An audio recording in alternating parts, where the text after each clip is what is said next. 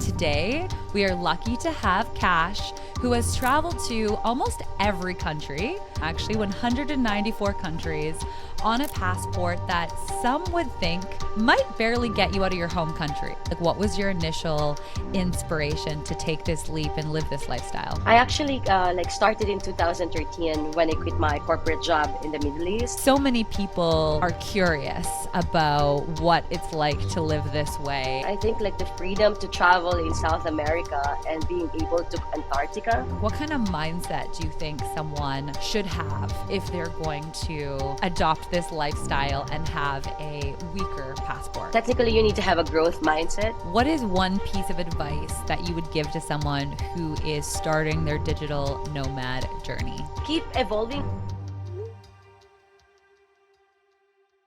Welcome to Nomad Chats. This is the podcast where we dive into the unfiltered, the real life stories of digital nomads and global adventurers. I'm your host, Sam, and today we are lucky to have Kach, who has traveled to almost every country but one, actually, 194 countries, on a passport that some would think might barely get you out of your home country. So more on that later in this conversation. But she's traveled to every continent, even Antarctica, launched successful businesses, and is living proof that adventure knows no borders, even if your passport does. So sit tight and get ready to challenge everything you thought you knew about travel freedom. Kach, welcome to Nomad Chats. How are you? Hi. Thank you so much, Sam, for inviting me on this podcast. Yeah, we're so excited to have you here. I got to ask, when I saw that bio, you've been to every country but one. What's the country you haven't been to? Just one left, which is Sudan. Okay, and do we have plans Because to go currently there? there's a civil war. Yeah, there's a civil war this since last year and maybe next year. But I am no longer chasing, so. Okay. Well, that's so impressive. I'm really excited to hear more about your stories. I definitely want to start today's conversation getting to know you a bit more. And then I know you have a ton of very practical advice that you can offer to our listeners. Where are you taking today's call from today, by the way? Actually, I am back in the Philippines in a tiny island of Palawan. And as you know, we were planning to do different calls before, but like the weather has been bad recently. So thank you so much, Sam, for adjusting. Yeah. Oh, you're so worth the wait. Is the Philippines now your home base? Like, how often are you on the road working, traveling? Okay, actually, this year I've started my trip in January until like June, and I traveled to 35 countries, ticking off like the last countries on my list, and then came back to the Philippines because I have a dog. So, but like my base the last few years were like Montenegro, Dubai, and here. Okay, amazing.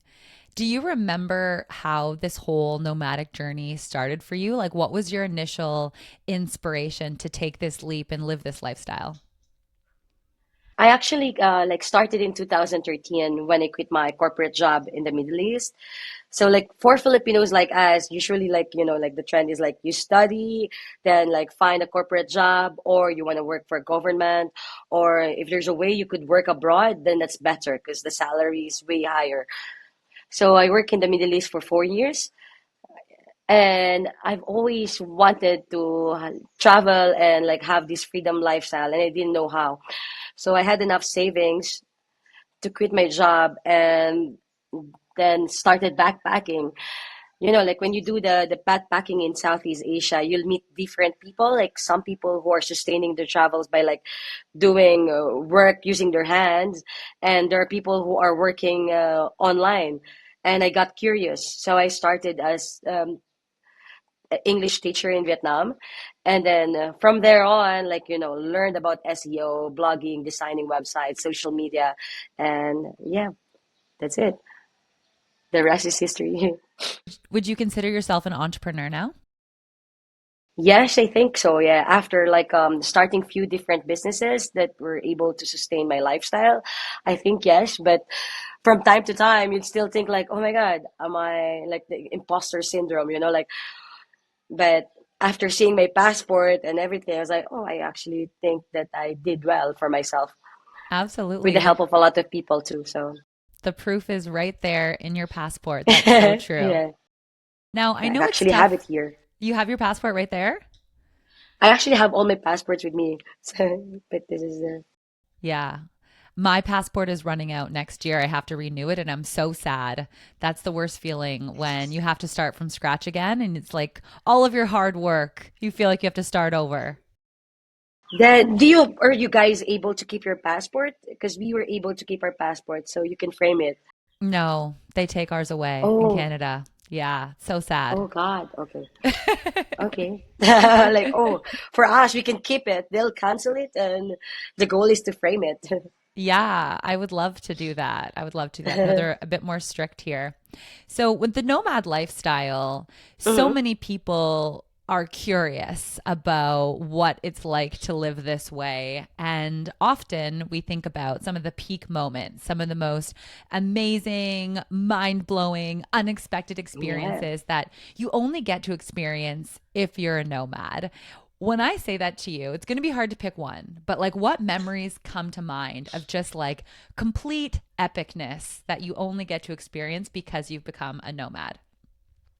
I think like the freedom to travel in South America and being able to Antarctica. Imagine a brown girl living in an island, like going for the first time, like, we don't have snow here in the Philippines, and like going to a different continent. It's like, wow. And we don't even have penguins, like those kind of thing. And yeah, there's so many things, but I think that's the highlight. Seeing snow in Antarctica. Were you dressed properly for that trip? Actually, I find Europe colder than going to Antarctica because it's dry and you're only able to go during the midnight sun. And, like, able to do Antarctica, like, the Antarctic polar deep and everything. Yeah, like, dress to impress. That's one of the mottos. Okay, I love that. Yeah, I can imagine that being very cool. Growing up in Canada, snow is normal. There I've spent Yeah. winters waking up and I couldn't even get into my car because the snow was as high as my car. So that's very normal for me. But being in Morocco and seeing the Sahara Desert and just being in the Jeep, just driving around in there, that for me was very epic and a similar thing, like nothing I had ever experienced before in terms of the environment and that climate. Exactly. Totally Amazing. different culture for you. Yeah. Yeah, absolutely. Okay, I have a little game for us, some rapid fire Okay. questions. No Mm-hmm. right or wrong, but this is just going to help us get to Okay. know you a little bit more. So I'm Mm-hmm. going to give you two options. You just choose one. Are you ready? Okay. I'm Okay, ready. ready. This or that, hostel or Airbnb? Hostel. Hostel, beach Mm-hmm. trip or mountain trek? Beach. Beach trip. Suitcase or backpack? Suitcase. I'm old now. Working from a cafe or a co working space? Co-working space. Hmm. Window seat or aisle seat? Very controversial. Okay, if it's long haul, like I'm gonna do window, but it's like short, I'll do aisle seat. I know. Can we do Even, business? even, Can we just do right? business class seat? Yeah. I would even take premium economy, premium economy, either one. But having to interrupt someone to go pee all the time, I hate that. Yeah. So I'm all about the aisle seat for sure. Nice. Okay. Okay, a couple more. Solo traveling or traveling with friends? Solo travel, still okay. But I like to travel with different kind of people, so different. It's kind of hard to answer. I enjoy traveling with my mom, my sister, and like okay, but solo still. Mostly solo. Early bird or night owl? Early bird. Last one. Planned itinerary or go with the flow? Go with the flow. Go with the flow. Okay, I love that. Thanks for playing that game. Your story is so incredible, Cash. We are just meeting for the first time, but I've been following you on social media ever since I knew this interview got booked. So got to get a little Yeah. behind the scenes of your lifestyle. And I know something that stands out so much from your story and what you're passionate about is your passport and where you're from. Hmm. So, for those who are listening who might not know, there is something called the Passport Index, and it essentially ranks passports based on how many countries you can travel to without having to get a visa. And the Filipino passport, which you have, is 76th on the list. So, typically it means it's quite hard to travel without having to have a really long visa application. Yeah. How did you manage to travel to almost every country with what people would think is a weak passport? And it's still like we don't use the words now, but like about the third world passport thing. But like we also call ourselves now developing country passport holders. It is it is hard. But when I started in 2013, when I was 24, it's a different kind of situation. It was harder than now when there's more e-visa and visa on arrival options. I'm sorry. Um, um, when I started, I think the best decision that I did was I traveled first to all visa-free countries, which are like in Southeast Asia. And then when I had enough like passport stamps and proof that I could afford to go and to enter a new these first world countries, then I started to apply for like the visa to enter USA, Canada, Schengen, Australia, and countries like that.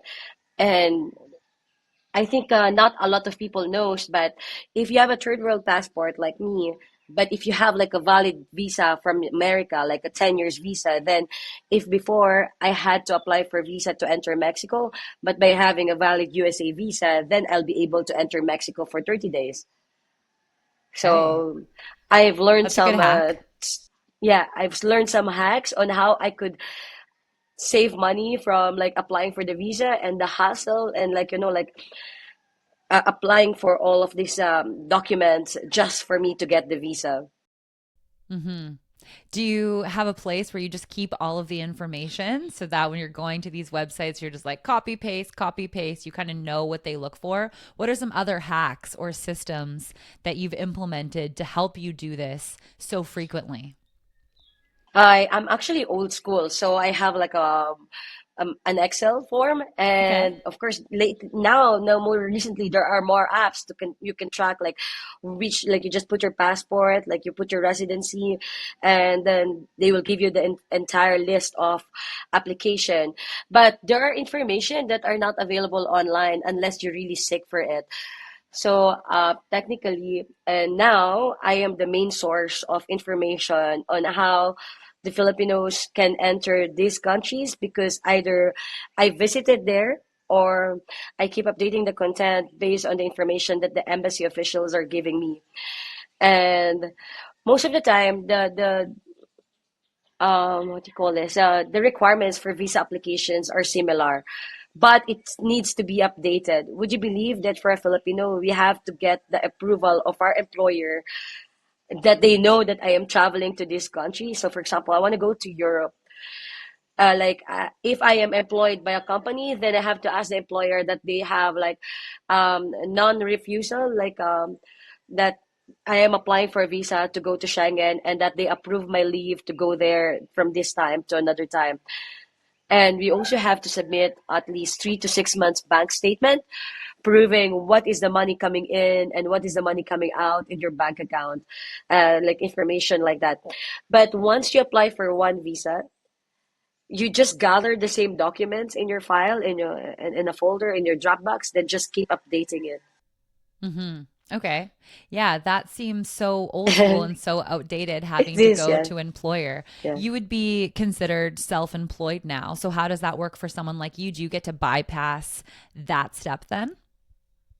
Um, at the beginning, it's kind of difficult when I was like freelancing, like of course, like if you just have a social media account, And then later on, of course, registered my company. I was registered in Montenegro. Then I have a company registered in Dubai, and that my employer is my company. It helped that. But when I was a backpacker, that I was just like winging it, like I like, okay, whatever money I'm gonna get from sponsorship and everything. It actually helped that I have a social media portfolio that shows that I am a traveler, and that the most worry about like of this immigration officials and these countries from citizens like us is that when we enter the country, maybe I will find like an illegal employment and like like illegal means to stay there longer. But since they see that I am a nomad and that I couldn't stay in a country for 2 weeks or 3 weeks, then it actually helped that I have proof that I'm leaving the country. Okay. So that was an important piece of that puzzle. You Yeah, make yourself available for questions all the time. Like I saw right in your social media yeah. handle and in your bio, you really position yourself as somebody who is breaking barriers and doing things what a lot of Filipinos can't do and really proving that you can travel the world. I'm guessing your inbox is often filled with a lot of questions from people about how you did this. We've given some practical tips right now, but what about like the inner work? What kind of mindset do you think someone should have if they're going to adopt this lifestyle and have a weaker passport? Technically, you need to have a growth mindset, especially with the lifestyle that you wanted. But I'm going to tell you something like Filipinos like me or any Asian nomads will survive anywhere because we grew up with typhoons, with poverty, and we grew up with like if anything is better than the life that we currently have or we had during our childhood, everything is easier. So like I think like with grit and like a strong belief in yourself, and really like because like you cannot control what's gonna happen on the road. Like you cannot control if your visa is gonna be approved or rejected, or whatsoever. But like just taking responsibility with all of your action and like already knowing that you're already on the lower side of the goal. Like everything is just better from there. I don't know how if I explain it properly, but like we Filipinos, we have like strong grit, and like anything that could happen, we know that we're gonna survive it. And Yeah. so like all the nomads from all of the side of the world, I think once they know that they can do it, it's easier for them to travel the world by than just staying put in one place. Well, it's that perspective and also that mindset of gratitude, right? It sounds Yeah, like you're gratitude. Yeah, aware. definitely. You're aware of just this gift that you've really given yourself and how much better that you've made your life. And no one did that for you. Like you really took that on and did that. And you noticed that others have that same spirit. That's beautiful. Exactly. I like that. You sum it up correctly. Like What about like stereotypes and misconceptions? Because often people traveling with different nationalities that can affect travel. Do any stories come to mind that you'd feel comfortable sharing with us that demonstrates how you can handle those situations differently or with grace or even what you could have learned from one? okay, like stereotypes, because we Filipinos, if you could see, we're like the Latinas of Asia. Like some people would not even know if we are Asian or like if we are, like we're from America or if we're from other countries. But like I could just say that I'm gonna do it like light and positive. But like if we're in Asia, since we look like this, we get discounts. And if we are like we look like this, we also get discounts in Latin America or even in Africa because there are like Asian communities there. But of course, there are like bad circumstances and stereotypes by like for example, like I'm in the airport, like whenever I go to immigration, I get detained.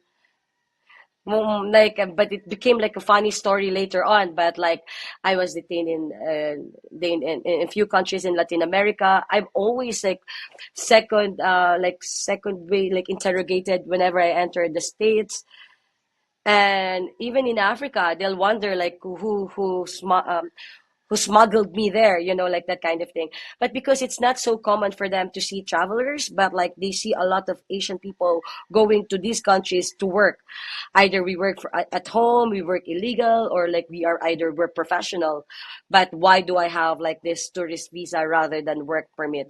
So the common stereotype from people like us is like that we are there to work, and they will doubt about your tourist purpose and stuff. But later on, the best thing about technology and making like everything online is like, as long as you create a portfolio of public life.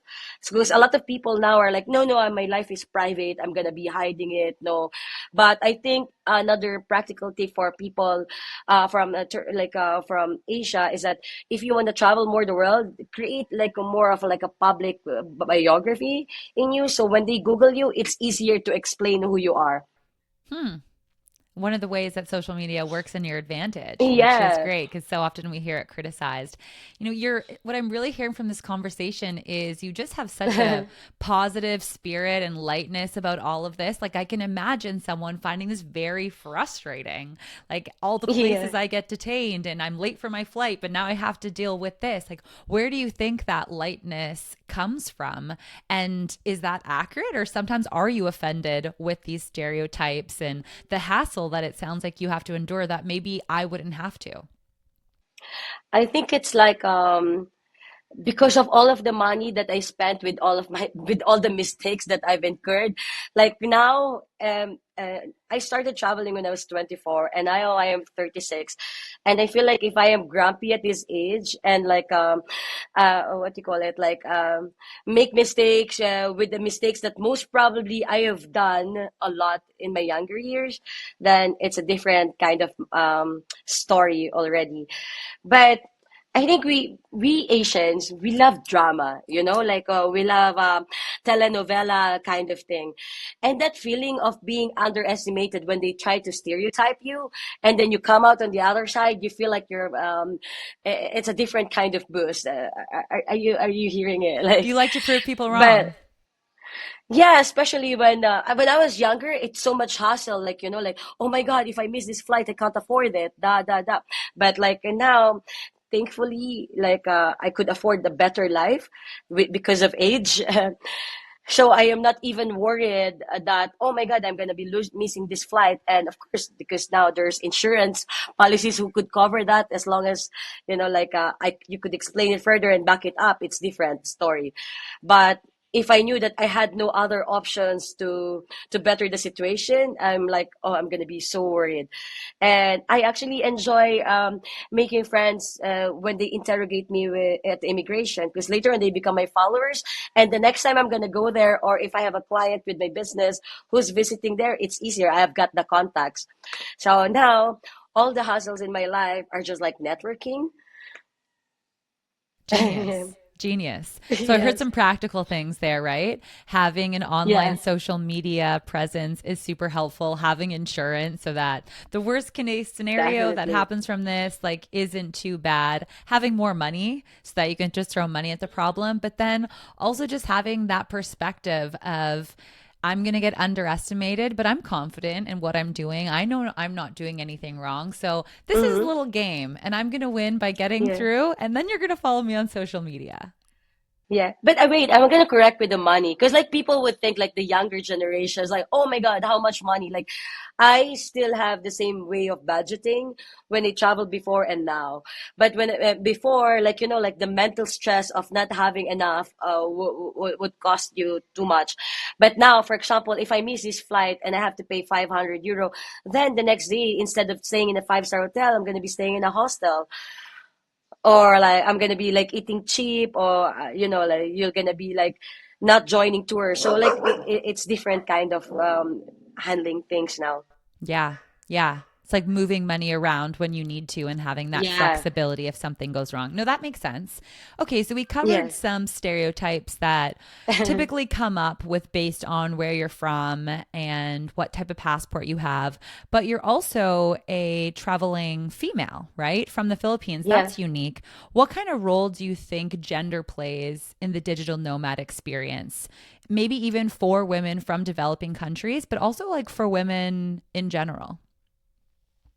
Actually, when I was younger, it's kind of hard, like especially if you don't know who you are and your confidence, and if you're not that confident to walk in the room, and you feel like people are just there to attack you or like to do things to you, and then until you finally like really realize who you are and the power of having like of being you, because like for example, if I walk in a hostel or in a tour now, uh, it's good because I can open up a new conversation because people will be curious, where are you from? And then then you can have the kickstart of that conversation. But of course, the main concern about traveling as a woman is a safety. But if you can take precautions and like like don't get wasted late at night, don't go out at night, like go don't go on a random date in a city that you think it is creaky, and then that's when the problem of being a woman would come out.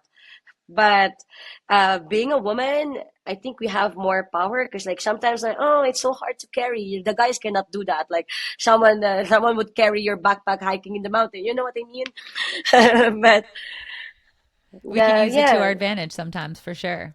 Yes, yes, yes. But like of course, always to stay vigilant and to protect yourself. And if you're traveling solo, then find your women tribe, like which I usually do. Like I'd stay in Airbnbs or hotels, but I'd go to hostels to meet people, especially in places that there are not a lot of travelers. And then you'd find your women tribe and then you join forces. I And then love when you're that. more women, then you have more power, like Yeah, absolutely. I know in yeah. hostels I'm always appreciative when the dorm option will be like female only dorm. And then, Yeah. you can stay in that one and it's like, okay, great. And maybe I'm not comfortable staying in a hostel for a full month, but as soon as I No, get to a yeah. location, maybe I'll go for a weekend, meet some girlfriends, and then maybe we'll all go get an Airbnb together later, or I'll go That's have it. my own place and then I'll have some friends in the community. That's how I've been doing it. That's what I've been doing as well. Like I arrive one night, 2 nights, and sometimes hostels have private rooms. Like my only concern now is like sharing the bathroom. But first 1 night, 2 night, stay in a hostel, get your privacy, like find someone to share the cost, or like as a travel influencer, you could get free hotels and stuff. But like the grower, the like, the older I get, like as much as possible, if I can afford to pay, I am not gonna do exchange deals anymore. No? You've shifted that? Maybe like if I really couldn't afford to stay in a 5 star, like there's a very nice hotels that, oh my God, if I pay for this, it's gonna be worth my 3 months income. I would do it. But if I'm not working on a big campaign that is everything is included, if I could afford it, or if there's like a cheaper way that I could still enjoy the trip, I'll still like just pay for it so I could just enjoy the trip rather than working. Yeah, absolutely. Because I'm sure everything comes with a cost. Yes, you get to stay at this cool hotel, but Exactly. you're probably always thinking about creating content and documenting it and making sure Yeah. they're happy afterwards. Sometimes you're like, I just want to stay at the hotel and I've worked hard enough to Yeah. afford to stay at this hotel. Okay, well, good for you. Exactly like that. I Yeah. love that so much. Okay, the rise of remote work has really opened up opportunities for people everywhere to start traveling like us, having a more borderless lifestyle. Yet many countries are still hesitant to like fully embrace digital nomads. Why do you think some countries are slower to recognize this trend? And do you see this evolving from what you're seeing in the space right now? I think some countries just have lack of awareness.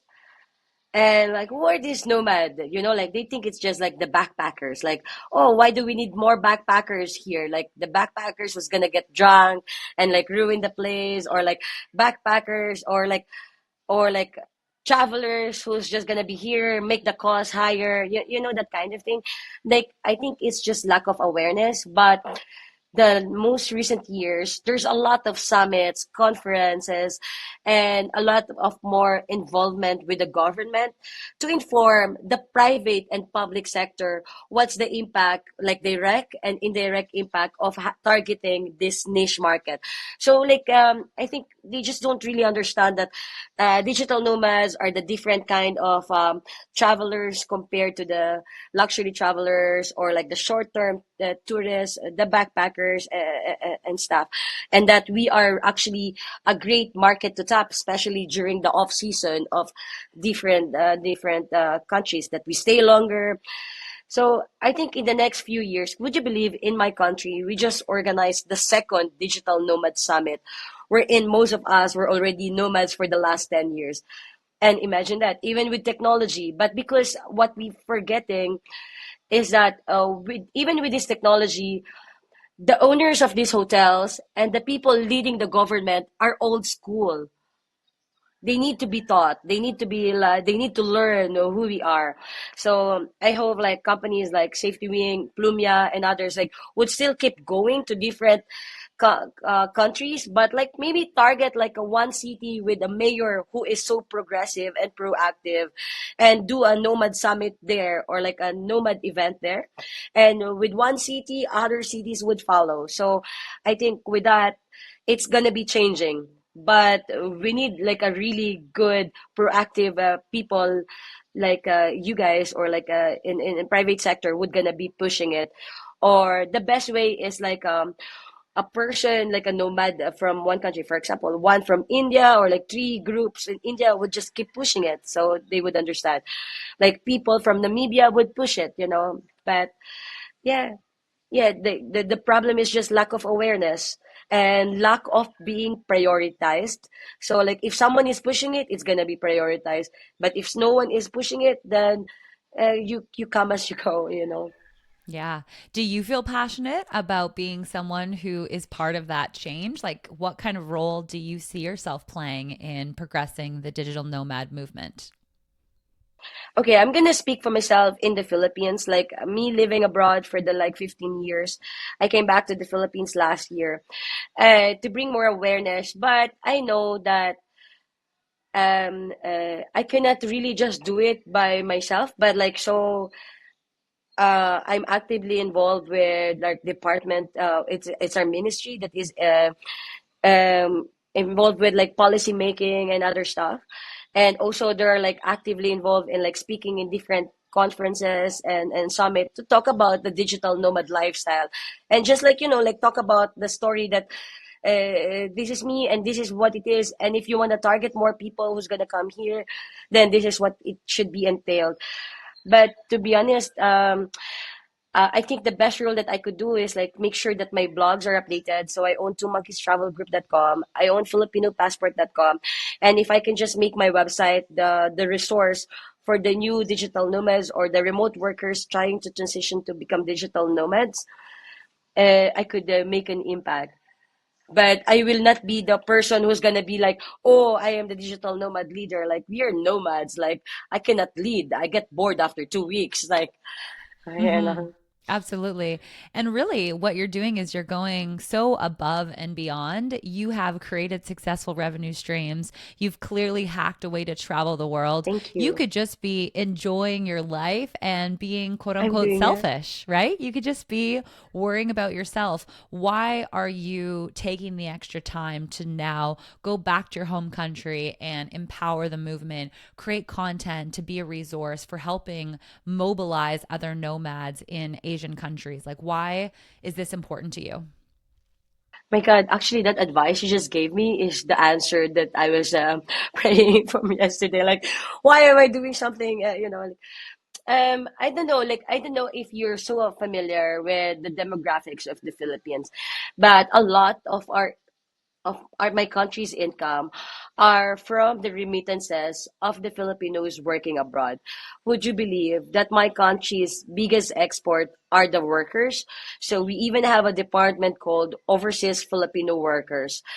And here I am coming back to the Philippines. I started working as an OFW. We have a coin there, like as an overseas Filipino worker working in the Middle East.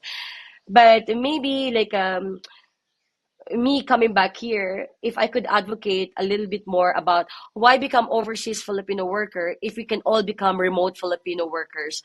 Why do we have to like to move abroad and work if we can like stay here, work online and earn the dollars that we could help to sustain the family.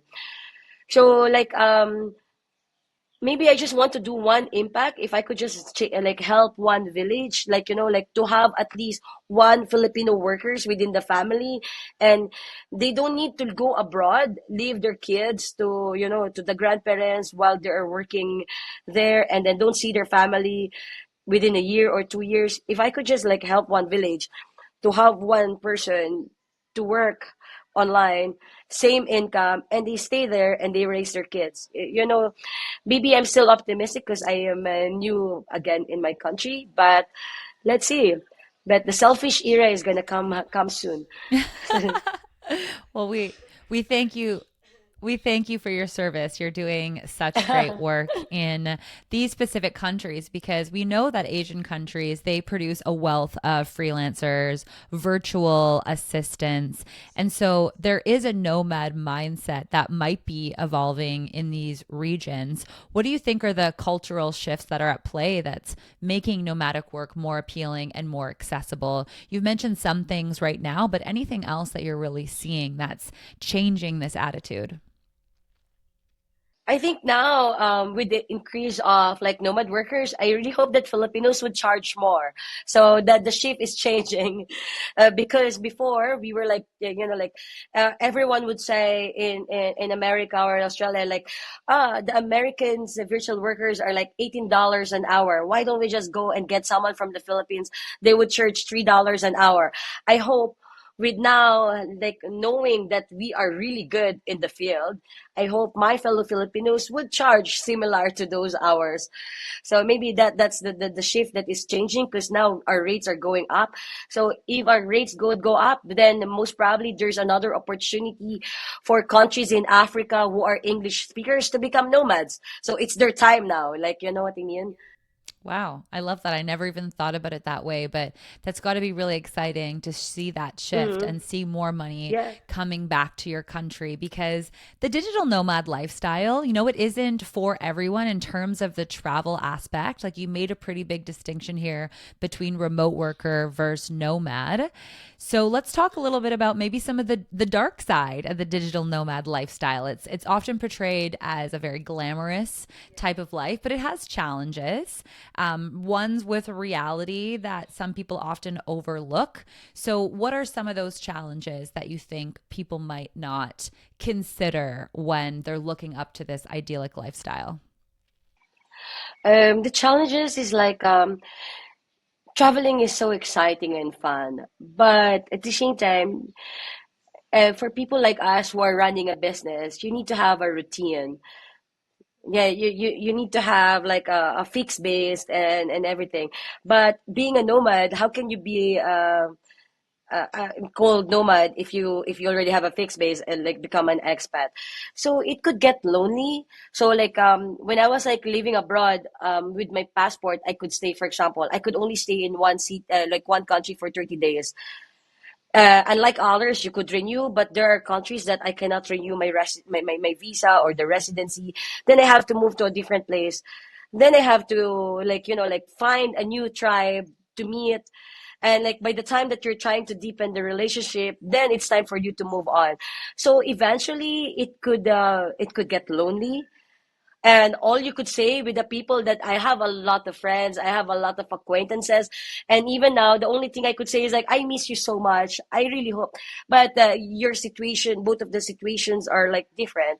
So yeah, it could lonely, and now me coming back, like in the Philippines, I've been still a nomad. Like I live in Manila for 3 months, and sometimes I feel like I couldn't relate there. Then I moved to a different city. Then I couldn't relate, or maybe it's like just a continuous feeling of being bored, but at the same time, like it's not like lacking of ideas, but like knowing that you've got a lot of options of where to live, you couldn't be content to stay in one place.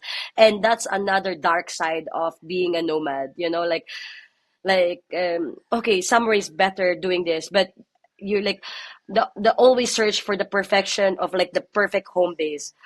And well, if someone likes adventure and keeps going, then it's fun. But like with me, I am struggling with that. Like, where is the best place for me to live? Do you have some ideas of where it is?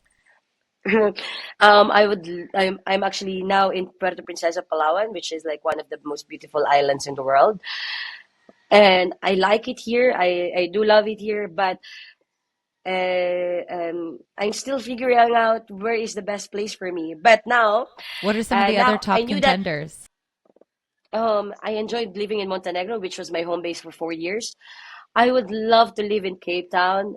I would live in like I have like few cities that I want to live in. But when I knew that it's not when I knew, but like with a little bit of social pressure of like settling down, I got a dog 2 years ago. And now my nomadic lifestyle is dependent on where my dog would live. So now we also have to define the nomads without responsibility and the nomads with responsibility.